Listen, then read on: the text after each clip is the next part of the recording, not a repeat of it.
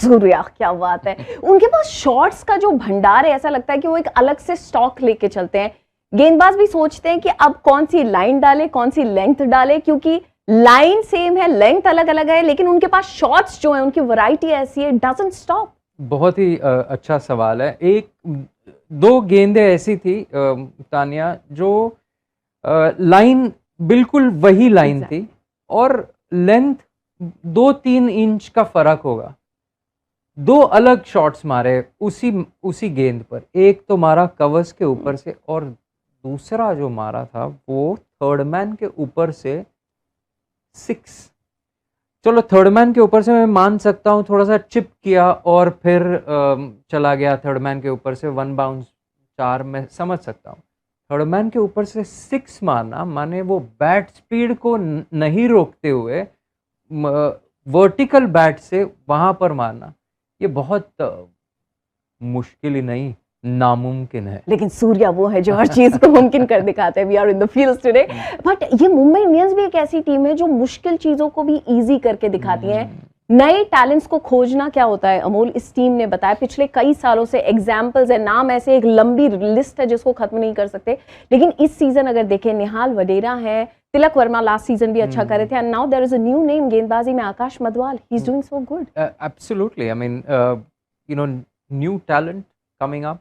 और मुंबई इंडियंस में वो खासियत है कि वो ऐसे प्लेयर्स को बनाती हैं। आप देखें तो हार्दिक पांड्या यहाँ से आए, जसप्रीत बुमराह को चांस दिया था, हालांकि उनका एक्शन कन्वेंशनल एक्शन नहीं था, पर 2014 मेरे ख्याल से 2014 या 15 में बुमराह आए थे सीन में। फिर कृणाल पांड्या आए, हार्दिक पांड्या, तो ऐसे बहुत सारे नाम हैं। पर इस साल मेरे हिसाब से बहुत सारे यंगस्टर्स उभर कर आ रहे, तिलक वर्मा हो, निहाल वधेरा हो, या मढ़वाल, और कार्तिकेय को भी एक अच्छा रोल दिया गया है। तो अच्छा ब्लेंड है यंगस्टर्स और एक्सपीरियंस प्लेयर का। तो मुंबई इंडियंस अच्छी दिख रही है अभी। अच्छा, ये वैसे तो इस तरफ ये वाली बातें ज़्यादा होती नहीं थी, गुजरात टाइटंस की कमियां, ये गलतियां हो गई, स्ट्रैटेजी में मिस्टेक। लेकिन आज सिर्फ आपसे ये सवाल है कि मोहित शर्मा जब डेथ में अच्छी गेंदबाजी कर रहे थे, आज आपने शुरुआत में उनको नई गेंद थमाई और जो आखिरी 4 ओवर्स थे वहां आपने 64 रन दे दिए।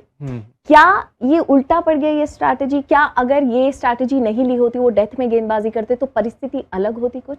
देखिए, एक बात जानना जरूरी है यहाँ पर कि हार्दिक पांड्या ने आज गेंदबाजी नहीं की। उसका मतलब है क्योंकि वो अक्सर नई गेंद से पावर प्ले में गेंदबाजी करते हैं और 1-2 विकेट चटका लेते हैं, तो उनका गेंदबाजी नहीं करना यानी कि किसी और को वो रोल करना पड़ेगा।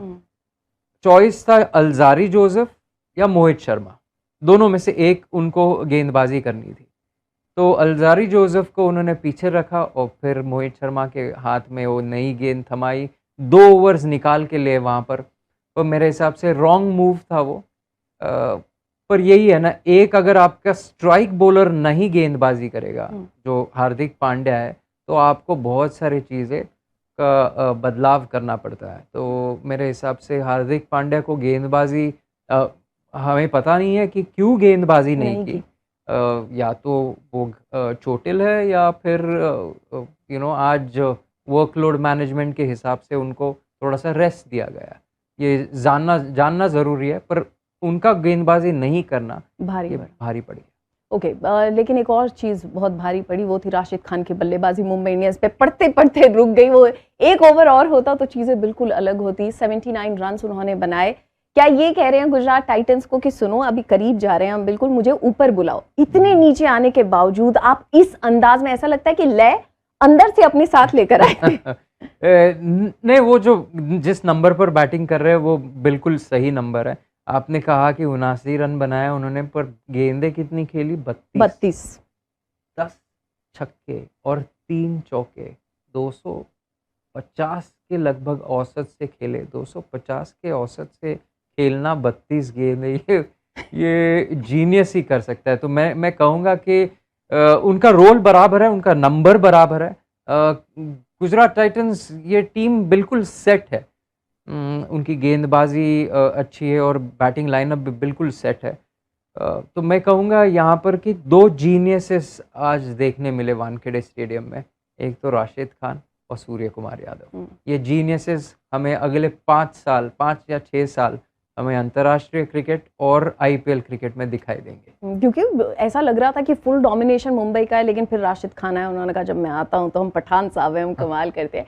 और उसके बाद एक और चीज जो गुजरात टाइटंस के लिए, अभी आपसे ये बातचीत हो रही थी कि राशिद ने अकेले रन्स बनाए, वो क्या कर लेते, उन्होंने तो 4 विकेट्स भी चटकाए, लेकिन क्या शुरुआत में बल्लेबाजी जो ऊपरी क्रम ने करी वो बहुत जल्दबाजी कर दी? आपने 200 प्लस का स्कोर देखा, क्या उस तरह से आपने अपने विकेट दे दिए? नहीं, देखिए पहली विकेट कभी गिरी 7 पर 1, फिर 12 पर 2, 26 पर 3, जब शुभमन गिल आउट हुए वहां पर थोड़े से लड़खड़ा गए गुजरात टाइटंस। क्योंकि अगर आप देखें गुजरात टाइटंस का जो सक्सेस मिला है उनको पिछले साल और इस साल भी, तो उनकी जो बैटिंग ऑर्डर है ना, टॉप ऑर्डर, खास करके गिल और रिद्धिमान साहा, ये अक्सर पावर प्ले के ओवर्स बेहतरीन खेल लेते हैं और 40-50 रन तो बना ही लेते हैं।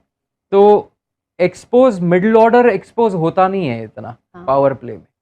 वो पावर प्ले में वो मिडिल ऑर्डर एक्सपोज हुआ, हार्दिक पांड्या भी उसमें आउट हो गए, और फिर डेविड मिलर और तेवतिया के ऊपर सारा प्रेशर आया, रिस्पॉन्सिबिलिटी आए, वो खास कुछ कर नहीं पाए। पर टॉप ऑर्डर का फेल होना एक बड़ी कमजोरी थी आज गुजरात टाइटंस के लिए। और गुजरात टाइटंस वो टीम है जो एक बार अगर गलती करती है अगले मैच में उसे दोहराती नहीं, और ये हमने देखा, इसका इतिहास गवाह है। भले वो अभी बहुत छोटा है पिछले साल से, लेकिन है इस तरह के मैचेस देखे। उनके पास मैच विनर्स है ना, that is true, and different match winners. And उसी बात पे मुंबई इंडियंस देखते हैं, उन्होंने भी डिफरेंट बहुत कुछ कर दिया। On the points table number 3 पर पहुंच गए हैं। अमोल, आपके और मेरे बीच में ये वाली बातचीत कई बार हुई है, मुंबई इंडियंस स्लो स्टार्टर्स, लेकिन आफ्टर दे चेंज, जब वो मोमेंटम पकड़ते हैं तो this is what happens on the points table.